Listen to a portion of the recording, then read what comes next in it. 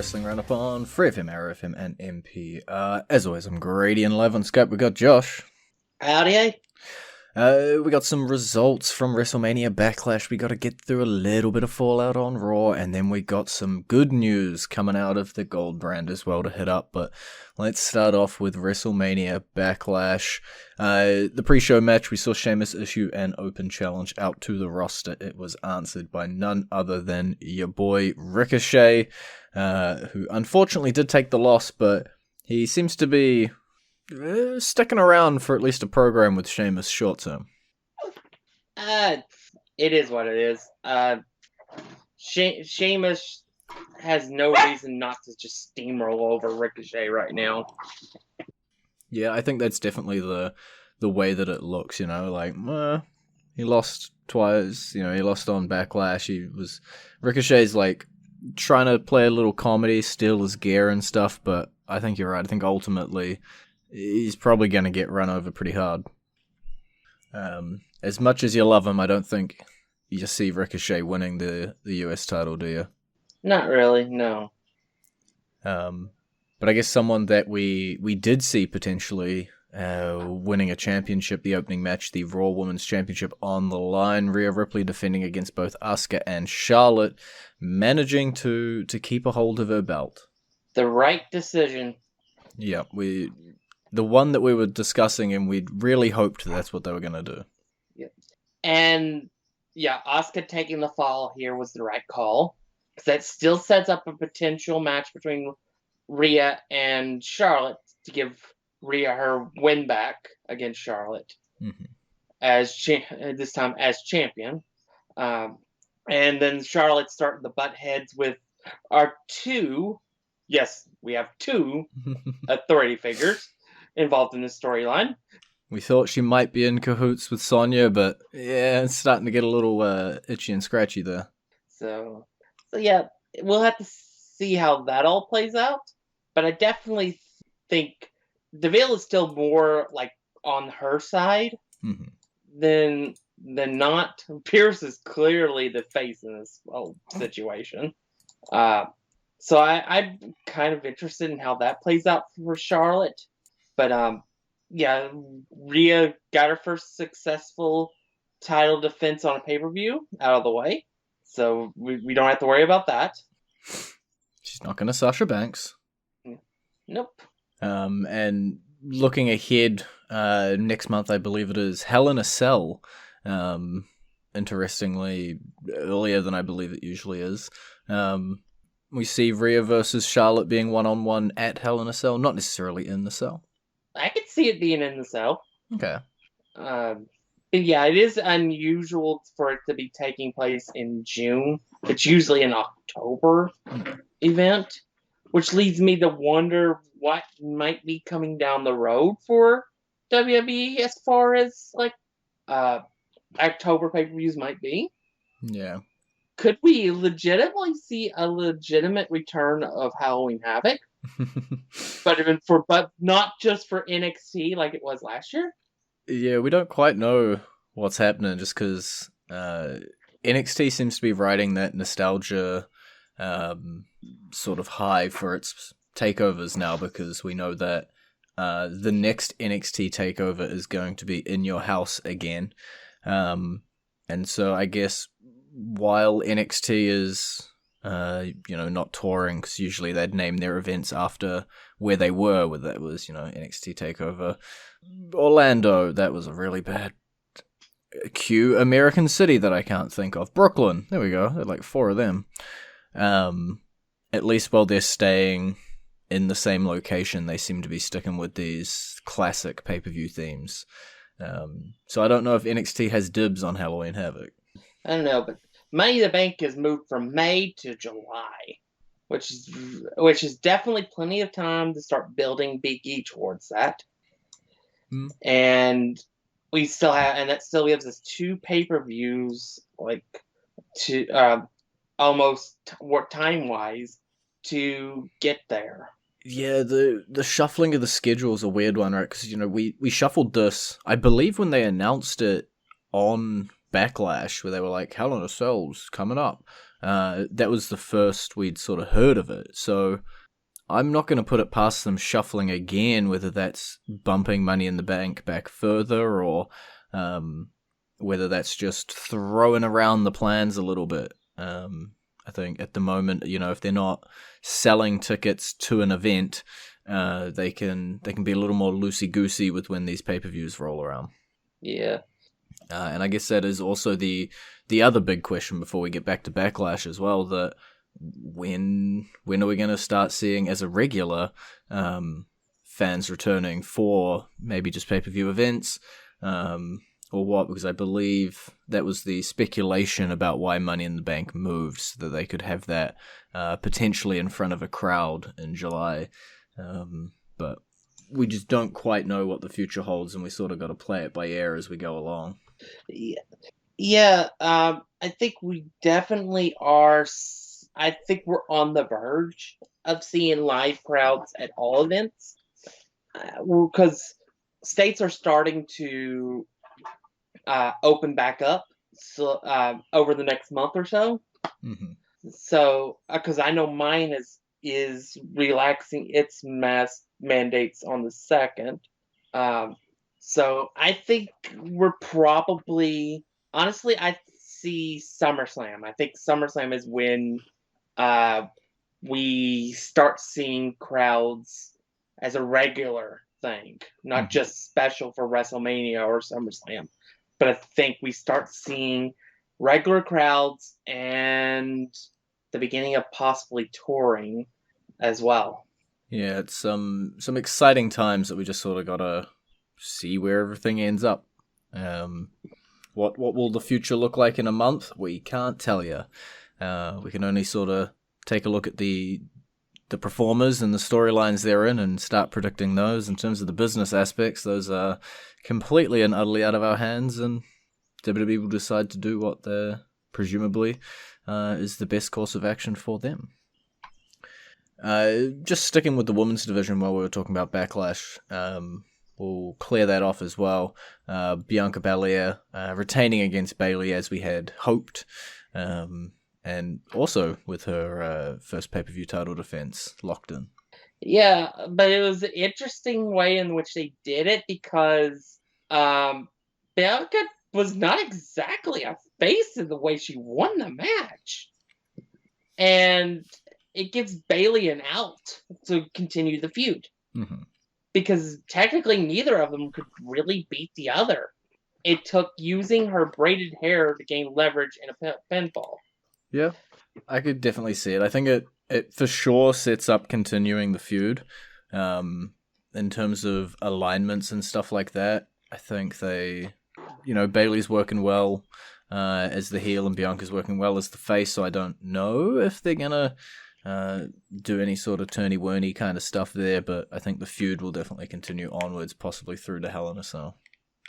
This is one of those new feuds. Most of the feuds coming into Backlash were rematches or rehashes of things that we'd seen before, but this was actually one of the ones that was specifically built after WrestleMania, so there's no reason for it to end here after Backlash. Yeah, this could be not a cell match, but a stipulation one. That to be as a potential blow off.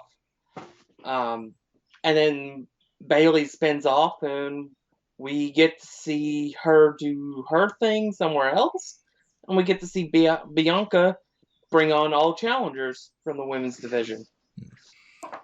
And talking about all challengers, just before we move on from the women's division, we have new WWE Women's Tag Team Champions as well, Tamina and Natalya, capturing those before Backlash, just to change it up a little in that women's tag division. Hard to believe that Tamina's been in the company for, 11, 12 years? And that was her first title win? It was a really long time. I remember them making a huge thing about just how many days she'd been with the company and not had a championship. You could tell that it meant a lot to the two women who ended up winning those belts. Yeah, I wish their titles meant more than they do, but it was a good moment. Tamina deserved it just for her sticking around and sticking through all the injuries and the endless supply of being a bodyguard storylines. Can't promise you those are over. No, but now she's at least can say, I was champion. At least once. And, just congratulations, because just as much as, this was obviously Tamina's first championship, Natalia's been with the company for a crazy amount of time as well, so, and although she's had some success through the middle of there, hasn't been doing a whole lot lately, so good on the entire team there, and hope the best for what we're going to see out of the end of that, and, hopefully they don't drop the belts back to Jackson Baszler in a couple weeks. Hopefully we get to see something fresh and new out of that division. Maybe a Riot Squad match. No, it's never going to happen. What's time? Let's talk a little bit about NXT before we go into our entrance theme, just because we got ourselves a new champion. Yeah, and my prediction last week came true. Austin Theory, try as he might, he just could not get involved enough to help Johnny Gargano hold on to the slim grip he had on the title. The boy's really letting the way down here, man. The girls got those women's tag belts, and the boys, they got no gold. Nope. To be fair, I don't know how much longer Candice and Indy are going to hold them, given now that Indy has realized that Candice was trying to mess up the relationship and is running back into the arms of Dexter Lumis, so we'll have to see what next week holds. It's almost like a soap opera in that way. It's just like, stay tuned for next week when we get to resolve the romantic relationship storyline. But yeah, we'll put the way to the side. As much as I find them the most entertaining part of NXT right now, we'll pick them up, we'll put them down like a Tonka truck, and instead we're going to look over at the colossal Bronson Reed, the man who now holds the NXT North American Championship. This man's got a future now. Yep. And you want to know something that makes me laugh is the difference between him as the North American Championship, and then you have Kushida and his weight class in the cruiserweights. If you stood them together and tagged them together, it'd be absolutely hilarious. Yeah, someone like Bronson, it's been a while. Hadn't been doing a whole lot, and finally seems to get himself booked in a storyline, and comes out on top. So big ups to the boy, and that's 3 champions currently in the WWE with Indy, Bronson, and Rhea from the Australia or New Zealand region. They're all Australian or New Zealand. So yeah, we'll see what looks into the future for Bronson in the coming weeks.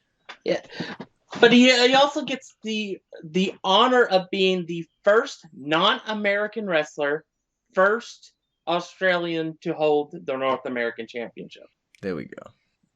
And for that honor, we will be playing his entrance theme for you right about now.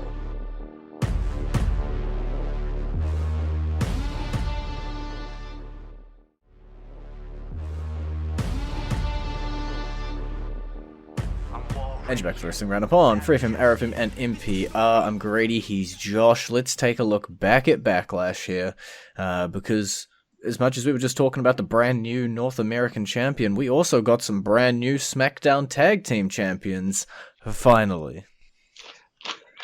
Okay, so the reverse psychology worked, apparently. Yep. We worked our magic. I do find it funny. They finally gave them a name for the tag team and immediately pulled the titles from them. But now the Ray and Dominic are the first father-son tag team champions. So that should be interesting seeing how that plays out. It'll be a neat dynamic for sure. Yeah. But yeah, Dolph and Rude definitely held the titles for way too long and did nothing with them. Yeah, so let's see what the Mysterios can do. Yeah, we talked about that, to death coming into this match, where we were like, they've been holding them. They've been doing nothing. And they got no unique challenges sitting there that they can go up against. We've been saying it's time to get the belts off them for a while now. So yeah, seeing them go to the Mysterios is cool. Made for an awesome moment, as you said, first father-son tag team champions, and let's see what their next challenger is. Let's see who they put in front of them and see how these two go. But it feels like this is an amazing sort of capstone onto if this is going to be Rey Mysterio's last run. I don't know, this dude could go for another 10 and I wouldn't be surprised. But talking about people who can't go for another 10 because they're dead, The Miz got eaten alive by zombies. Alright. I'm going to do something that I rarely ever do on this podcast in the 7+ years we've been doing it. Do I need to get the mute button ready? No, I'm just going to criticize WWE heavily. Oh. I am absolutely furious with this match. We've sung the praises of Miz. We've sung the praises of Damian Priest. This match destroyed everything that they were trying to build with Damian Priest. Now, anytime that anybody's going to look back on him, they're going to see this match. They're not going to see the talent of Damian Priest. They're not going to give this 38-year-old guy a shot, because all they're going to see is him wrestling a match and zombies. So they've just shot themselves in the foot in creating a new star that they were on the verge of doing. The Miz can recover. That's a double-edged pun there, because apparently he got hurt too. And so he's going to be gone for a while anyway. At least that's what rumors say. He injured his ACL.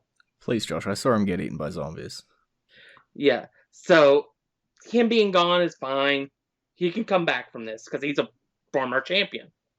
Damian Priest is the here and now. He was the guy that you were supposed to be building to at least being a mid-card champion or possibly better. I have a hard time believing that they believe in him now after that stunt. I have criticized the other company. I don't even refer to them when they do something stupid. I have to take a stand here and say this, or I'm just a hypocrite. This was absolutely vile and disgusting, and they should never have pulled this stunt during this match. I would have been fine if it had been a backstage segment. Damian Priest gets to celebrate, you cut off, and then you've seen The Miz enter like a room, and there's zombies. That's fine. That would have worked.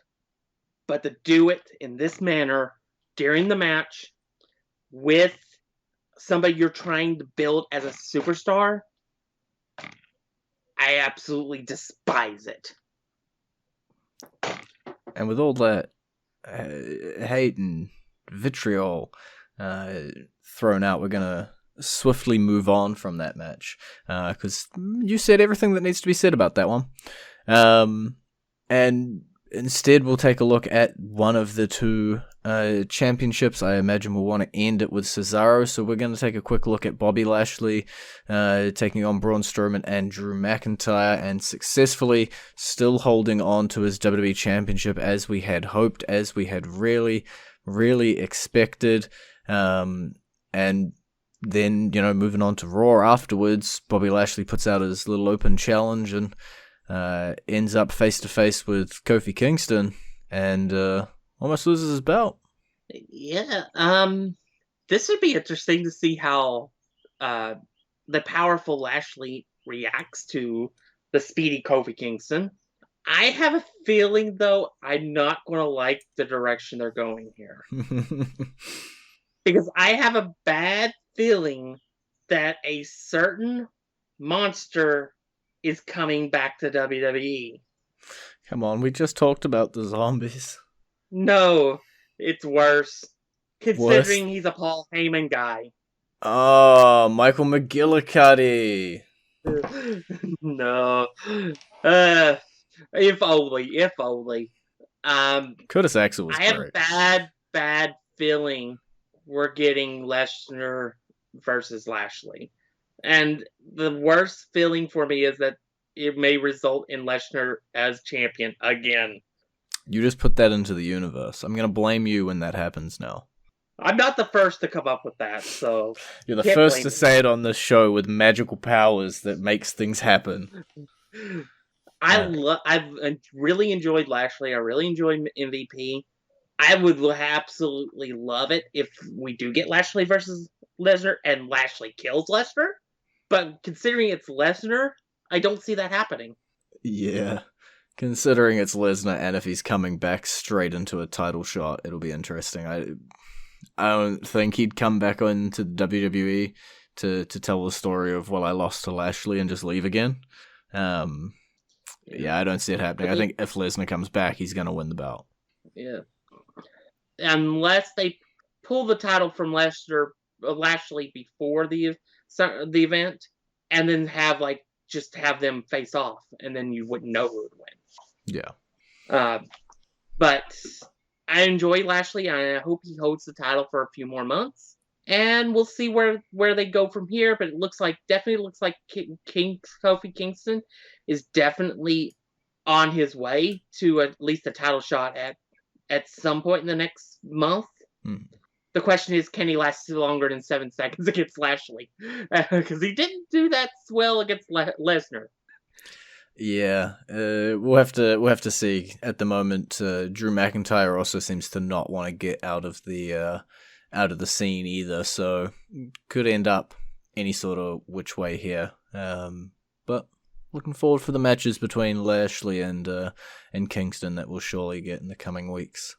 And as we start to run out of time for this week's show, we're going to take a look at Roman Reigns and Cesaro for the Universal Championship. As expected, Roman Reigns comes out on top, but Cesaro and Reigns putting on an absolute clinic for also almost 30 minutes in the main event. Yeah, it was everything it needed to be. And it definitely gives us a direction for Roman after this. We thought it might be Cesaro for a couple pay-per-views. Considering the way they ended the match and everything, I think it was pretty clear Cesaro lost cleanly. And unless they pull a Daniel Bryan, there's not really a reason to do another match here. Do I have to point out Kevin Owens? So I'm thinking they tipped their hands, and we're going to see a very strange heel versus heel match coming up with Reigns and Rollins. Yeah, I that's definitely, I think, the collision sooner or later. The question is just whether it is sooner or whether it is later. But Reigns and Rollins definitely appear to be on a collision course. Yeah. I mean, I almost think they had Rollins himself eliminated any chance Cesaro has of another chance with practically breaking Cesaro's arm. So yeah, it's just, I think it is definitely, this is where we want to go, and they just tipped their hand on that. Mm-hmm. I just wonder, the last time Rollins and Reigns faced off for a title, that title changed hands twice in 5 minutes. Yeah. Could we see a repeat of that? Because Money in the Bank is only 2 months away. And we could definitely see a situation where Rollins somehow overcomes the big dog, only to be taken out by whoever's holding the briefcase. You're really hoping for this Big E? Yeah. You're sitting there banking on, and Big E will cash in. Yeah. But it's like, it's just interesting because that was the last. But of course, the reason that one went down the way it did originally was because of Reigns' wellness violation. We don't really know if that would have actually still have played out the way it did without it. But it's definitely an interesting angle that it's possible that it could happen again. Yeah, I'm trying to skim quickly just because I vaguely remember an internet stat and I don't want to repeat it too blindly, but I don't believe that Roman Reigns has ever beaten Seth Rollins one-on-one. But I can't pull those stats up quick enough. I'm scrolling at the moment and I have yet to see an occurrence. No, there we go. No, that's on a live event. That don't count. That was a dark match. That don't count. That's a live event. Okay, now we're getting to live events and it's impossible to scroll through. I'm just going to pretend that it's a fact. That's what we do on the internet, right? We just believe something and we spout it out as fact without fact-checking it. Roman Reigns has never beaten Seth one-on-one on a televised match. There you go, I said it. Why not? And we're going to end the show on that too, just so nobody can refute me. Josh can't quickly do research and tell me I'm wrong. So that's all we got time for this week. It's been great talking to you. Bye, B. You can visit our Facebook page, facebook.com/wrestling, wrestling RND up. I got it right. And twitter.com/wrestling RND up, or our YouTube page, youtube.com/wrestling RND up. And we'll see you next week.